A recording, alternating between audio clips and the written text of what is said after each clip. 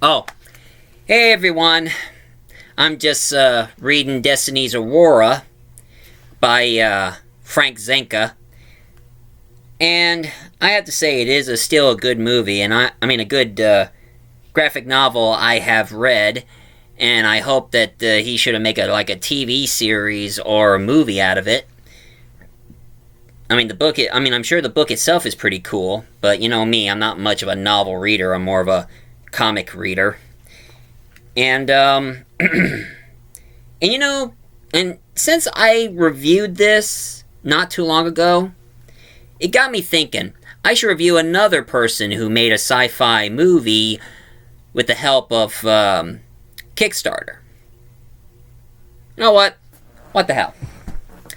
Hello, ladies and gentlemen, 'tis I, Michael A. Grimm, aka the Multi-Voice. I have many voices, but one opinion. And today, I'm going to review a sci-fi movie that it is created by none other than Marc Scott Zicree, aka Mr. Sci-Fi.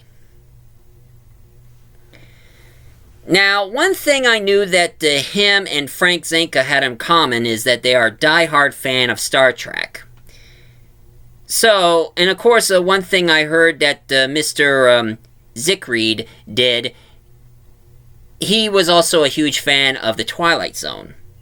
So, submitting for your approval.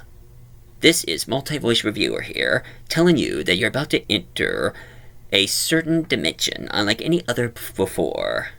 The dimension of sight, and the dimension of sound, and the dimension of mind. This dimension, I'm going to tell you, is the multi-voice zone in the Twilight Zone. But anyway, the movie that Mr. Zicree did, with a little help from his wife, Elaine Zicree,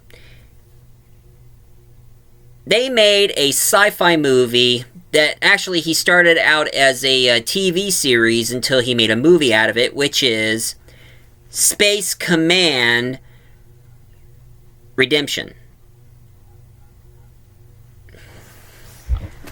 And a little known fact, did you know that I think he got the idea of Space Command from an old-fashioned 50s TV show back in 1953 to 1954 called Space Command?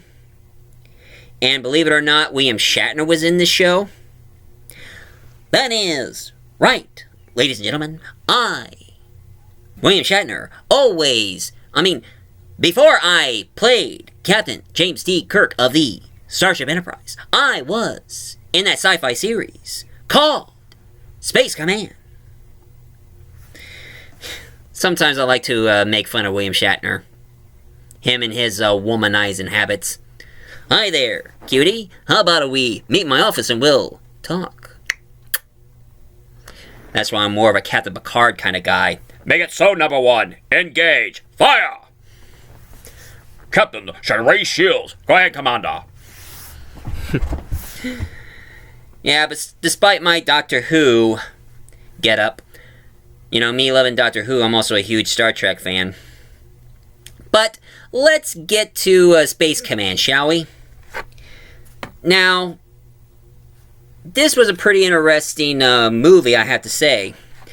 It all starts out with two women, one named Von Obara, played by Mara Furlan, that some people would remember her from Babylon 5.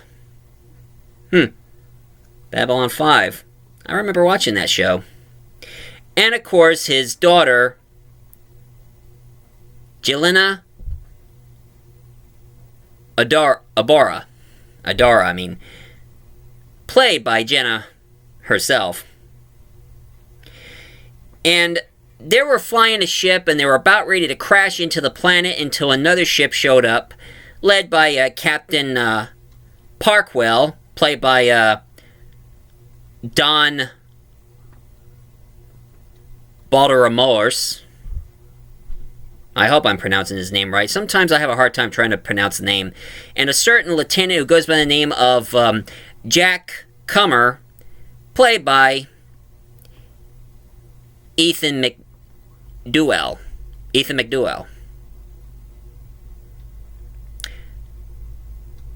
He disobeyed his captain in order to save those two ladies who were about ready to crash into their planet.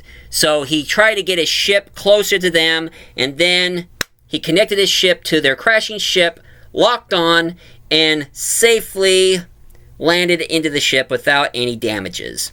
And of course, you can pretty much see Mr. Sci-Fi himself, Marc Zicree, made a cameo in that scene. Egomaniac.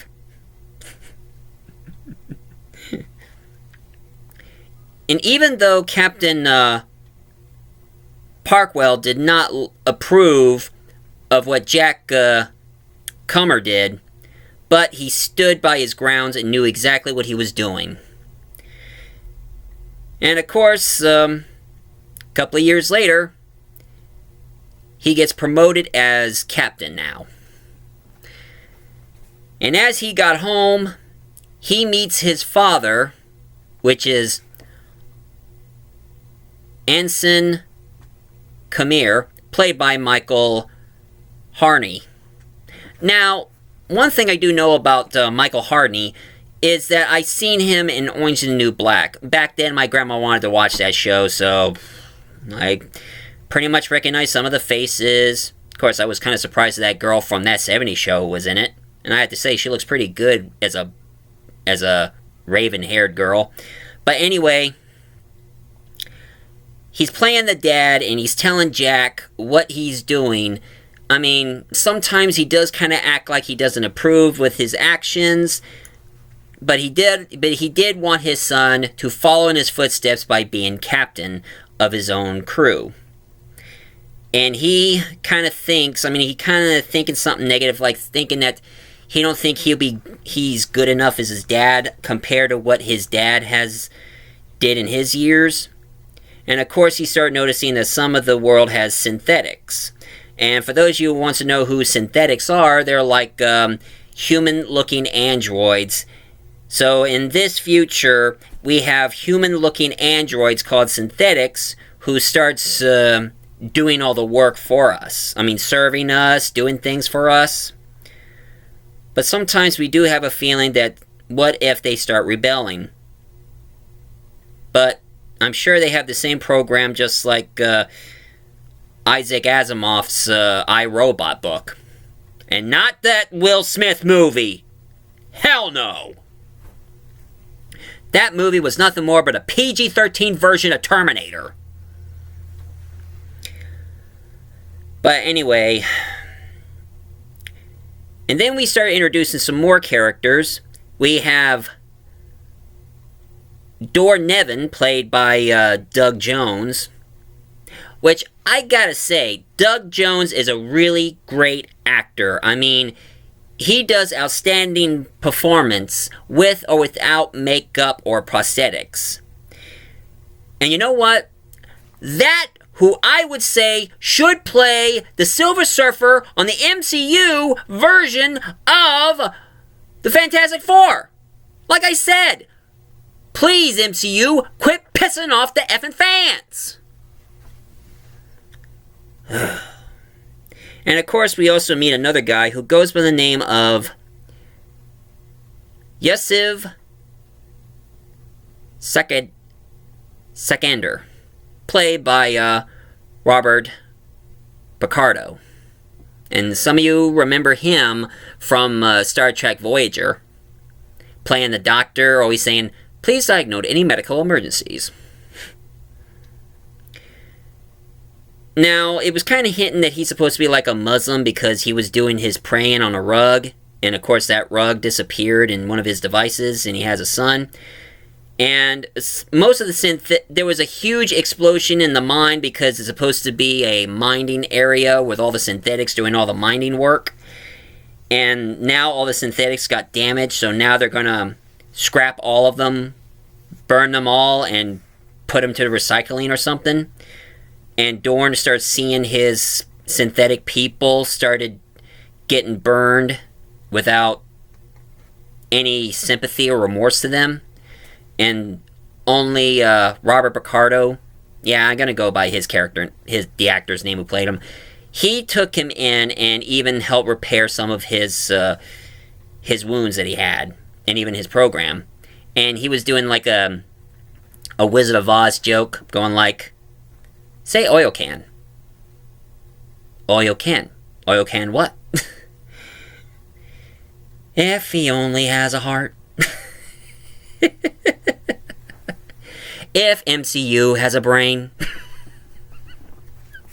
I'm sorry, I just love picking on the MCU. I mean, ever since they did the Endgames, most of their movies are not going too good.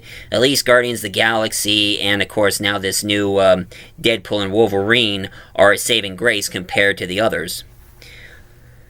But, anyway, when Picardo was helping Dorn Evans fixing his repair, he got a call from his son, and he talked to his son, and noticing that Dor loves his son very much, and hoping that one of these days he should get back home and meet him in person, because all that years of working, he does miss his son very much.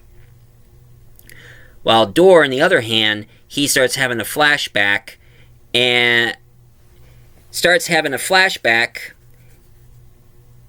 Oh, no, wait. Oh, sorry, I was skipping ahead.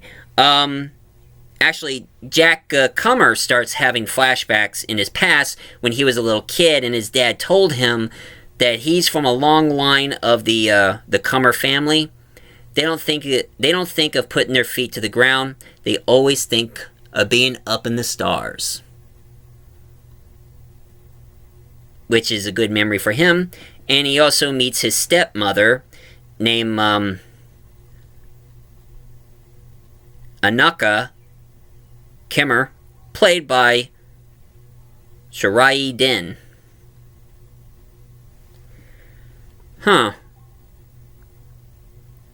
Interracial romance.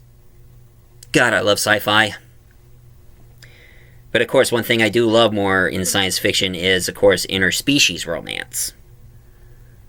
I'm just fascinated with the romance between a human and an alien. But that's just me. That's just me. But anyway, while at the same time Dorn has memories, and he starts meeting the creator of the synthetics, named Greg Muzzy, played by Bill Mummy. And everybody knows about Bill Mummy. I mean, besides him being on Babylon 5, and also playing Lex Luthor on the Superboy series, and also played the boy on Lost in Space and The Twilight Zone. You know, the rotten kid who has psychic powers that everybody has to keep forcing to think about heavy thoughts. Nothing negative. But he plays the manufacturer in the synthetics, while at the same time, Jack gets promoted as captain, and all of a sudden he meets another captain named Laura Essex, played by the lovely and very pretty, I had to say, Sarah Marfino.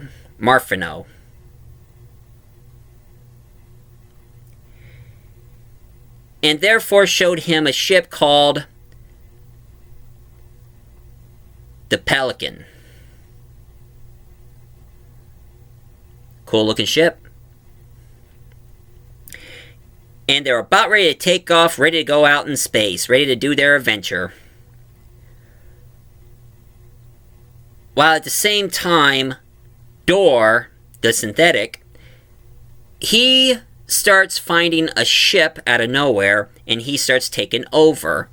And some of the synthetics starts rebel, but Dorn, he starts communicating with all the other synthetics and telling them to stop trying to rebel or kill anybody. So now everybody, well, not on Earth, but on Mars. Now in this future, everybody starts living in Mars instead of Earth. I guess it's one of those futures that they say that in the future, we start living in Mars instead of Earth because Earth is dying in the future. Interesting. But anyway, a general shows up named General Joe Holman, played by Bruce Boxleitner, who is also on Babylon 5. You know, there are 3 actors from Babylon 5 making an appearance in this movie. Well, except Mara, because she passed away recently. God bless her. You know, I should review Babylon 5 one of these days. Note to self, review Babylon 5. Anyway, while that's happening,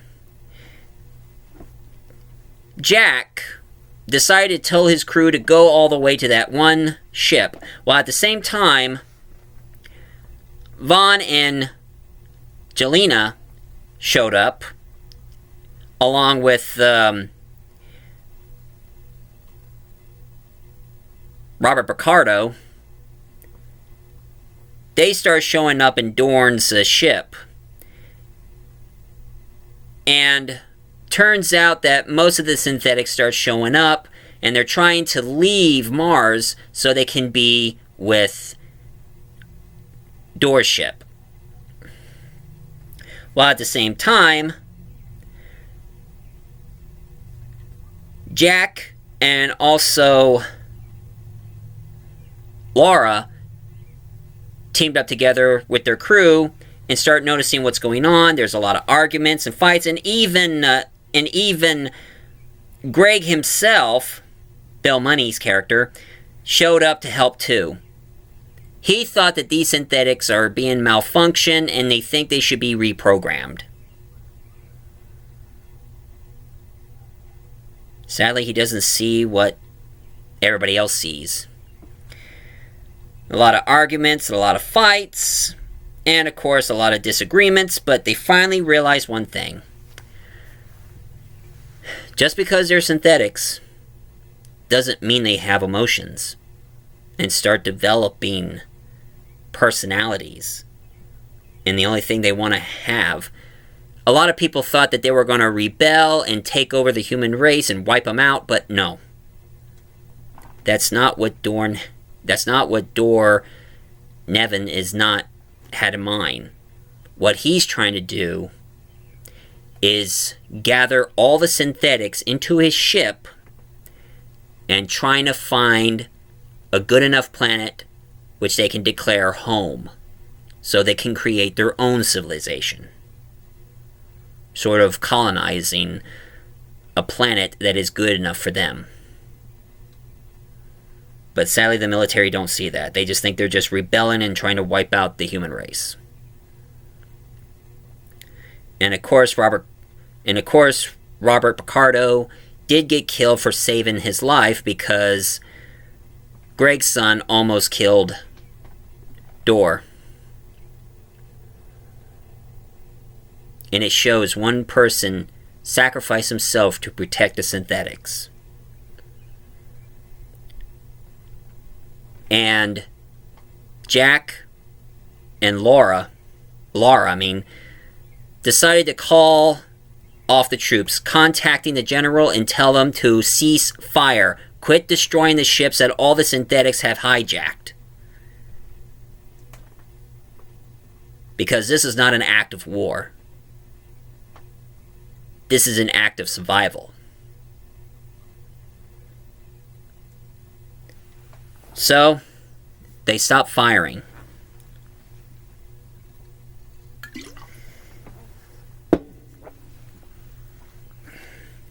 They stopped firing, and all the synthetics came on board on Dor's ship.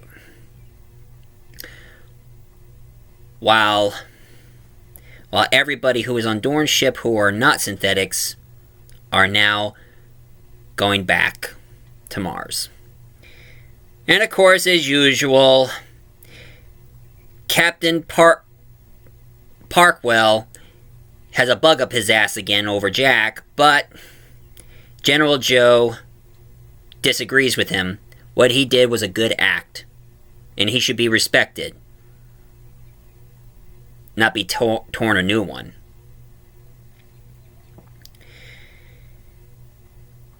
And then they had Robert Bricato's funeral. And of course, here's one thing that's really weird. It turns out that Varn, she has a healing ability.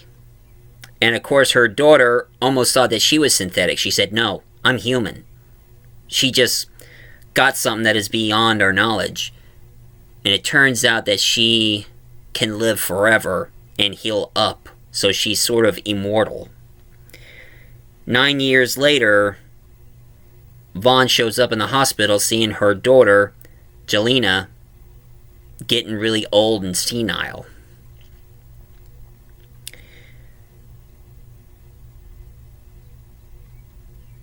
And then they walked up to a statue of Captain Jack Kimmer. Turns out that his action made the difference for the future. And believe it or not, Dorn showed up too. So I guess Varn is not the only one who's immortal. Even a synthetic can be immortal too, like Dorn. And that was the end of Space Command Redemption. And then after they made that movie, right now they're working on a sequel called Space Command Forgiveness, where it turns out there's somebody from Jack's past who used to be his sworn enemy, but he turns over a new leaf. But the question is, could he forgive him out of all the bad things he did in the past? And of course, there's also a third one coming up. It was some kind of the something war. The picture shows up, so you know exactly what I'm talking about. And one thing I've also heard from Mr. Sci-Fi himself is that he's going to be doing an audiobook of it, and also be doing a graphic novel origin comic, which he did issue 1, issue 2, and 3 and 4. And I would like to have them because, you know me, I'm a huge comic reader, so I like reading comics and graphic novels. So, if they're out on graphic novels, I hope they're available on Amazon because I want them. And I gotta say to you, Mr. Zicree, aka Mr. Sci-Fi, you did a really outstanding job. Keep up the good work, because I'm looking forward to the second movie, which I hope it's available on Tubi or YouTube, and of course the third one as well, because you have my attention. And of course, I'm also working on my own. Like, I've been working on the Flash and Buckverse. Yeah, that's right. I like classic sci-fi heroes, so I did a crossover on Flash Gordon meets Buck Rogers. And of course, a sequel, Flash Gordon meets Buck Rogers again. And I'm also having like a sort of forming a super team, uniting all the sci-fi heroes. So therefore, I made Flash Gordon and Buck Rogers meets the Galactic Defenders. And of course, I'm also, as a Doctor Who fan, also working on my own Doctor Who series.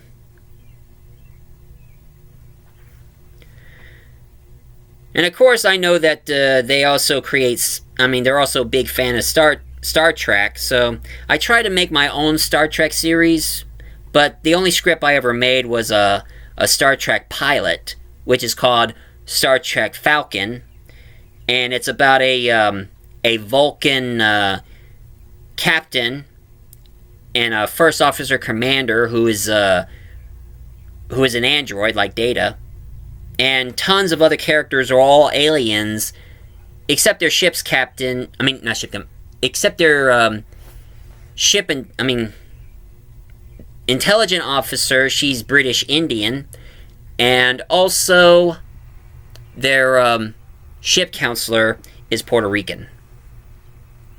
And also they have a hologram who's an engineer. Chief engineer. Of course, the only script I made was more of an introduction of all the characters. I haven't written a script of their adventures yet, so... And that script I made was years and years ago, so I don't know if I'm going to make it into an audio or not. And if any of you think I should do the audio of that introduction, please leave a comment down below and see what I can do. And if I could do an event, one of their Star Trek adventures, I would. It's just there's so many Star Treks out there, I don't think we have room for another.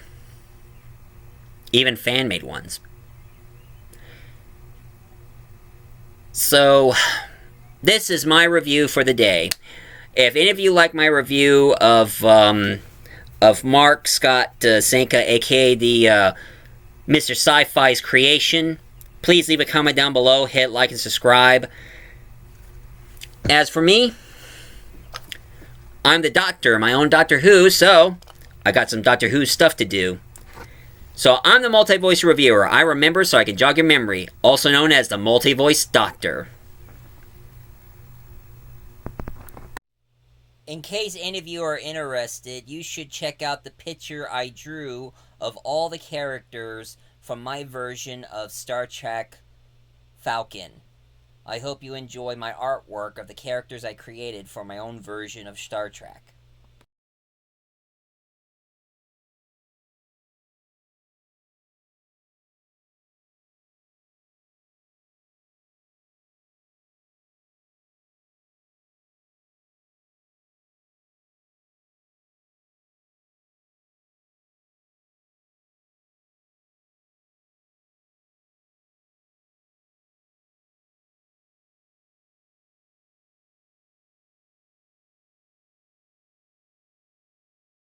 Well, that's all I can show you, and goodbye.